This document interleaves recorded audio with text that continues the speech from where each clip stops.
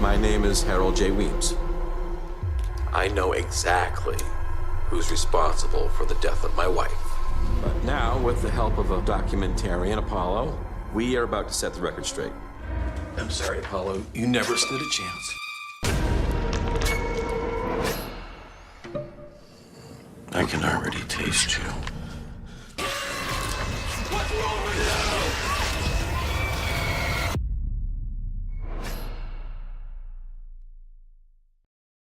The movie opens on May 22, 1966, with a man filming his son, Avery. After his dad leaves the room, Avery's mother calls him, and he steps outside to see his father leaving. Avery goes to the washroom and opens a hidden basement door behind a bathroom cabinet, where his mother, appearing strange, tells him she is hungry and asks if he can get her a snack. Avery rushes outside and returns with an apple for her, but she then requests food for her friend too. As Avery's father warns him to be careful, the mother suddenly attacks Avery and kills him, and the next scene reveals the father mourning Avery's death.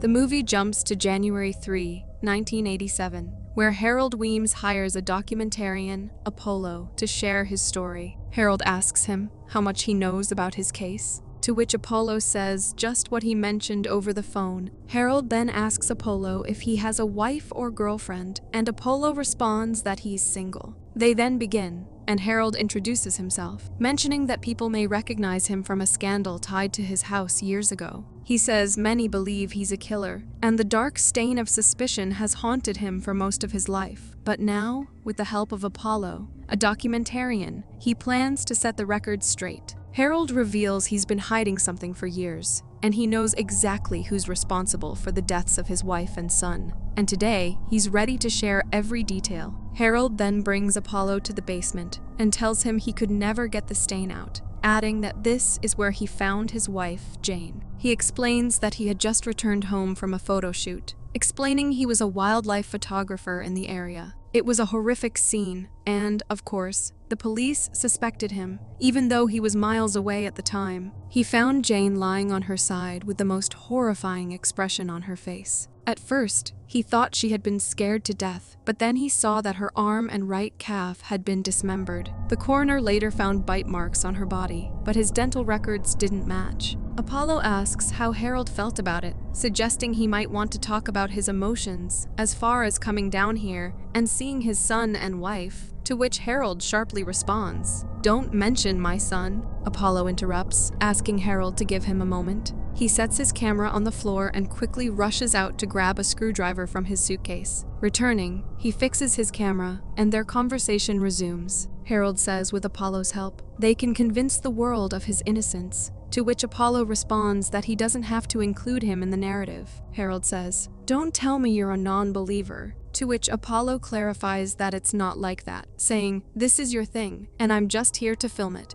Harold then takes Apollo upstairs and shows him his photographs, explaining that he buried himself in this passion. Apollo compliments the photos, saying they're nice, to which Harold thanks him, and then apologizes, admitting he doesn't have visitors often, and isn't always sure how to act around people. He adds that this might be why he chose animals as his subjects, as they don't fuss over his peculiar nature. Apollo says, "That's cool," and suddenly, they hear the sound of children laughing. They go to the window, where Harold points out the neighborhood kids, and when Apollo asks what they're up to, Harold guesses that the youngest was probably double dog dared, adding that the kids believe a witch lives in his house. He then shows Apollo his wife Dolores, saying it's good to have a little fun with it. Harold notes that he doesn't think they'll be able to cover everything in the time they've allotted for today, to which Apollo suggests coming back another day. But Harold proposes an alternative, asking how about you stick around? We'll shoot everything today, and I'll personally drive you to the train station. Apollo hesitates, but when Harold offers to triple his rate, Apollo agrees. Harold leaves, saying he needs to find something, and while waiting, Apollo decides to check the recorded footage on his camera. To his surprise, he discovers that while he was away fetching the screwdriver, someone had taken his camera and recorded a shadowy figure standing in front of it. Curious, Apollo increases the brightness to get a clearer view, but Harold returns and calls out to him. Apollo walks over to Harold, who says, "What I'm about to show you requires trust." He adds that this footage was never seen by the police because they wouldn't understand it. But Apollo will see. Apollo sits down as Harold plays a reel, and the footage reveals the dead body of Harold's wife. Shocked, Apollo asks, "Why would you film this?" To which Harold calmly replies, "It's fascinating how she feeds." Apollo, visibly disturbed, asks, "Why are you showing me this?" And Harold begins to sing in a low tone beneath the house. Inside the room, the blind witch waits anew. She will sniff and crawl and feast on all. She will eat every part of you. He explains that this is the rhyme the neighborhood kids sing about his house, though they don't understand what he does to protect them. Harold continues, "The proof is in the eye, the look of terror, and no mortal man could do that." Apollo says he doesn't feel so good and needs to leave. He offers to leave the money, saying he'll just mail Harold the footage, but Harold reassures him, saying you'll see her for yourself, and then Apollo falls unconscious. Later, when Apollo wakes up, he overhears Harold telling his wife it's almost time, and she knows what to do. She leaves the room and Apollo, terrified, pleads, "Let me go." Harold sits beside him and coldly explains that he never stood a chance, adding that everything in the kitchen was drugged, and all it took was a glass of water. Harold becomes curious and asks, why did he stay so long? Was it really for the money, or was it curiosity? Apollo asks, "Why are you doing this?" To which Harold introduces himself again to the camera, saying, "I was chosen by her, and if you're watching this, it means you are my successor." He continues, "She calls herself Beezel, who lived here long before I did, and through our sacrifice, she'll live here long after." Apollo screams for help, but Harold calmly says, "She feeds on the flesh of the living, and every 300 years, she births a child." He goes on, "I've made many sacrifices in my life, but if you choose to let her in,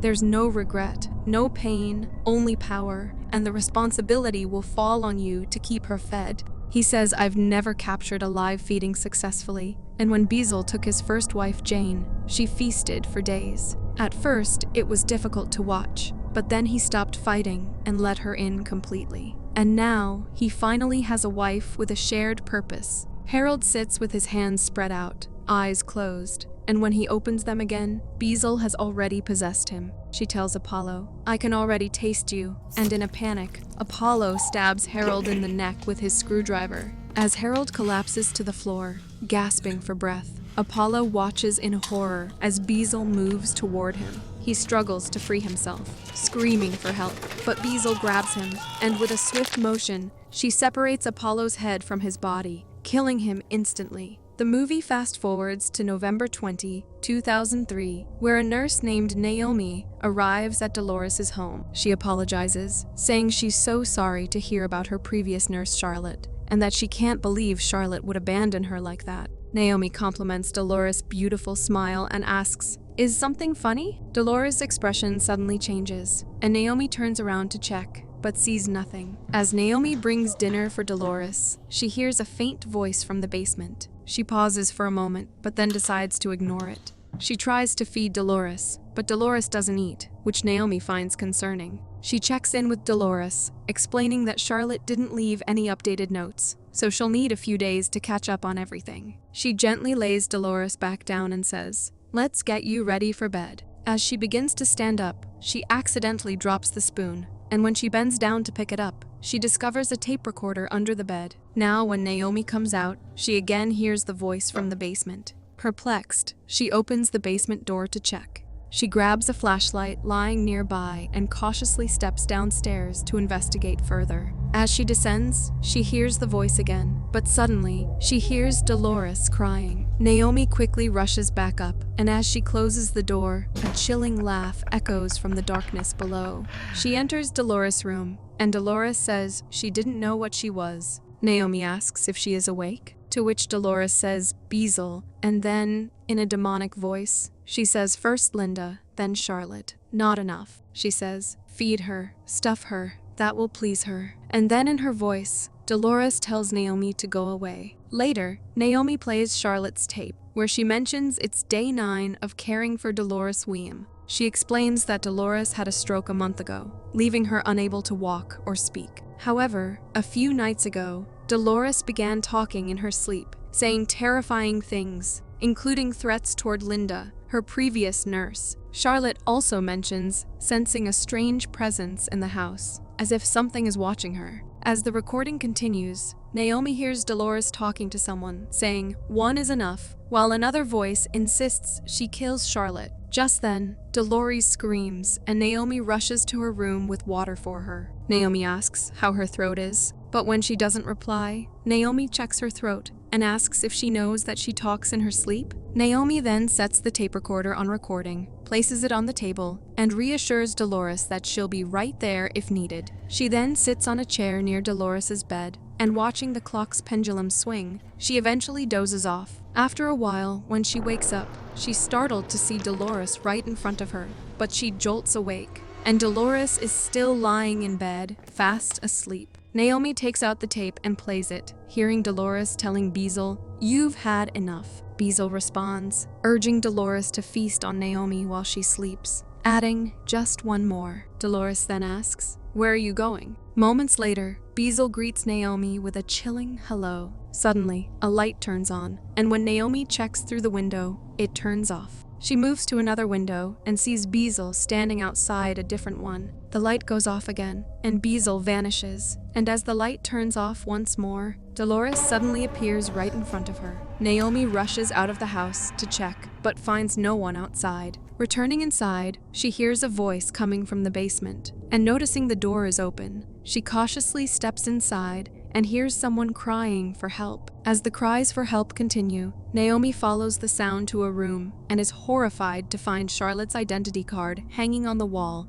with Linda's card next to it. Suddenly, someone runs up behind her, and thinking it's Dolores, she steps out to check. As she reaches the stairs, she notices a hidden door. She opens the door and turns on the lights, and to her shock, she finds Charlotte there, bloodied. Naomi crawls through the door, approaching Charlotte, and reassures her, "I'll get you out of here." But as she gets closer, Naomi hears a disturbing noise, and to her horror, she sees Beezel feeding on Charlotte. Before she can react, Dolores appears and locks it from the outside. Trapped and terrified, Naomi screams and pounds on the door, begging Dolores to let her out. The movie fast forwards to February 10, 2013, where a woman arrives with a camera in hand. As she opens the door, she says, "10 years ago, this is where my mother-in-law allegedly killed and buried 3 hospice nurses. But the worst part? Now, nobody wants to buy it." As she continues recording, faint whispers echo from inside, sending a chill down her spine,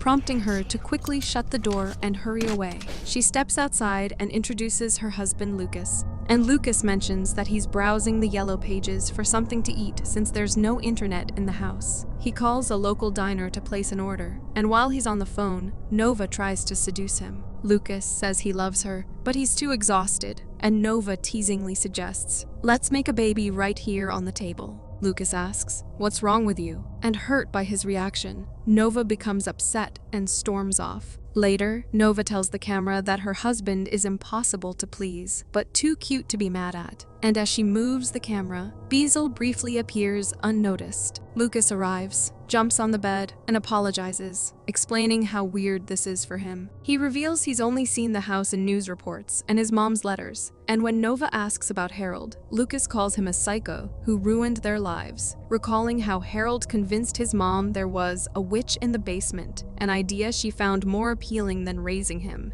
Suddenly, the doorbell rings, and Lucas gets confused as the delivery guy hands over the food to him and rushes away in terror. While eating, Lucas asks Nova who will watch the film, to which she replies that they and their future kids, but he says he doesn't want to remember any of this. As she stops recording, Lucas asks if isn't she scared of being here, and when she questions why she should be, he says any normal person would be. Nova says normal is boring, and Lucas retorts that she's a psycho, and she playfully asks him to show her he loves her. Frustrated, Lucas tells her to stop and storms off. The next day, while showering, Nova notices Lucas talking on the phone through the fogged-up window. Absent-mindedly, she draws a cross on the glass, but she's startled when a bird suddenly crashes into the window. Later, as she checks her reflection in the mirror, she hears faint cries coming from the cabinet. Confused, she approaches and opens it, only to discover the basement door hidden inside. Cautiously, she opens the door and peers inside, only to be horrified by bloodstains on the door. Lucas suddenly knocks on the bathroom window,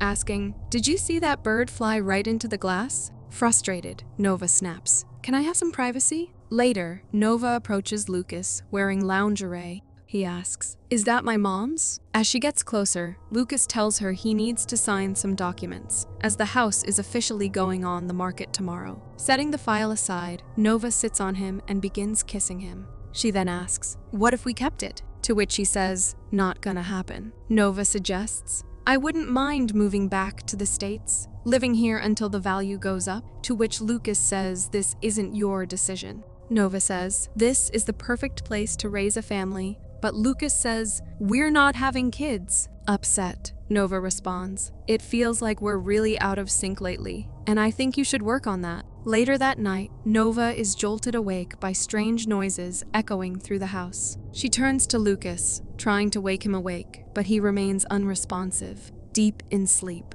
Nova grabs her camera and cautiously checks under the bed, and to her shock, she spots something moving. But when she turns, there's no one there. She gets down from the bed, bending to look further, and is horrified to see Beezel's legs on the other side. But when she stands up, there is no one there. She bends down again, and this time, the leg is much closer to the bed. Suddenly, the entity moves to the other side of the bed and jumps onto it. And to Nova's shock, she sees herself and Lucas having sex, but their eyes are different. Nova wakes up, realizing it was just a dream, and Lucas is no longer in bed. Panicking, she quickly grabs her camera and turns it on. And as she watches, her eyes widen in disbelief at what she sees. She rushes out, looking for Lucas, and hears a baby's giggles from the basement. Perplexed, Nova heads down to the basement to investigate, and as she searches the dimly lit space, she comes across a box that contains a camera along with other items. She grabs the box and starts to head back upstairs, but suddenly, she hears the sound of a baby crying. She notices that the cries are coming from behind a door, and as she opens it, she is shocked to find a baby lying there. She quickly picks the baby up, trying to calm him down, and when Lucas returns home, he asks her if she is okay. Confused, Lucas approaches Nova, only to freeze in shock when he sees her holding a dead animal. He immediately takes the animal from her and rushes outside, throwing it into the dustbin, visibly shaken by the bizarre scene. When Lucas returns, he finds Nova crying and tries to comfort her. He then calls Shelley, telling her to lower the price if necessary, and that he'll accept whatever comes in. He returns to the house and is shocked to find knives scattered on the floor. He quickly picks them up and returns them to the holder, but notices one is missing, and realizes Nova is standing behind him. He asks if she took a knife and admits she was right about them being out of sync. He then embraces her, promising to fix things. However, with a strange look, he glances at her camera. Later, he checks the camera and is shocked to find a video of him and Nova having sex, their eyes glowing demonic. He rushes to her, asking what is this? But when she remains silent, he approaches her and asks about the video. Nova calmly replies that they made love last night, to which he responds that he should remember that. Sitting up on the bed, Nova stares into his eyes and says, "She is going to be so pleased." Lucas checks the box and finds a tape recorder inside, and when he plays it, he hears a conversation between Dolores and Beezel. He also discovers some reels, and, after playing one, is horrified to see everything that's happened in the house so far. Terrified, he is interrupted by Nova, who asks what's wrong, and he asks where she got the reels, to which she casually replies, "Downstairs." Lucas panics and insists they must leave the house immediately, explaining that something is wrong with the house, and it's affecting her. Just then, his phone rings and Shelley informs him of an offer on the house, though the buyers want the roof fixed. Lucas, annoyed, notes it could take months, but Shelley reminds him it's a buyer's market and suggests they talk soon. Lucas goes outside and places a sold sign on the board, and when he returns, he finds Nova vomiting. He asks if she's okay, to which she gets up and reassures him, saying she's fine. Later, during dinner, Lucas notices Nova humming a lullaby and acting strangely. He tells her this is crazy and asks if there's something she wants to tell him, but she remains silent. He then tells her that they're leaving for Paris tomorrow, as he's arranged for the realtor to finalize the sale. Nova asks if they should celebrate, and Lucas watches in confusion as she slips under the table. To his shock, she approaches him and begins giving him a head, but suddenly bites off his dick, and Beezel wakes him up. He asks Nova if she's awake, and when she confirms, he tells her he just had the weirdest dream, and she was in it. She asks, "Did it feel good?" To which he asks, "What?" And she turns, asking, "Did it feel good?" Lucas wakes up once more, realizing the camera is recording him, and as he turns, Nova stabs him with a knife, killing him. Next, we see that Nova has died after giving birth to Beezel's child in the basement, and Beezel devours their child to grow stronger, seeking immortality. We then see some new buyers moving into the house with their kids, and the movie ends.